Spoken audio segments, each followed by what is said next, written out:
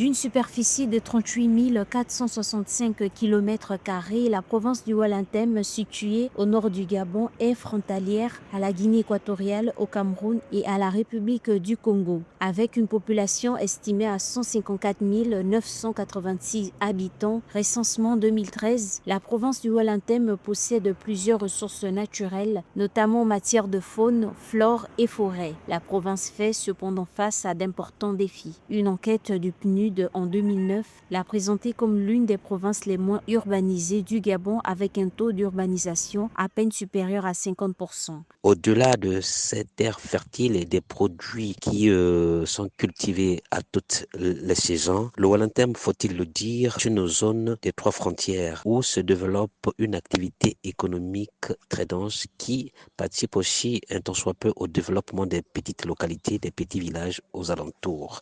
Appelé grenier du Gabon en raison de son importance dans la production agricole du pays, cette région est particulièrement fertile et bénéficie de conditions climatiques idéales pour l'agriculture. On y produit et cultive de tout, à tel point que le Walantem dispose d'une grande variété de denrées alimentaires essentielles telles que le manioc, le maïs, les haricots et les légumes. La province frontalière à la Guinée équatoriale et au Cameroun est capable de fournir une part significative de l'alimentation du pays et de jouer un rôle crucial dans la sécurité alimentaire et l'approvisionnement interne du Gabon. Alors, les défis sont énormes, les défis de développement, parce que le Walantem, comme d'autres provinces, malheureusement, parfois ne bénéficie pas des retombées de l'exploitation de son sous-sol.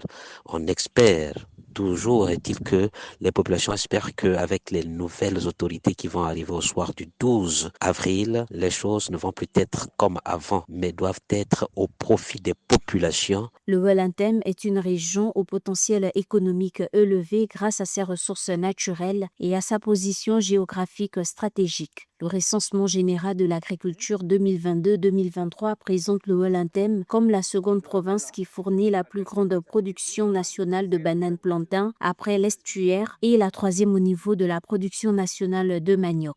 Toutefois, pour qu'elle réalise pleinement son potentiel, elle doit surmonter des défis liés à l'infrastructure, à la gestion durable de ses ressources et à l'amélioration des services sociaux.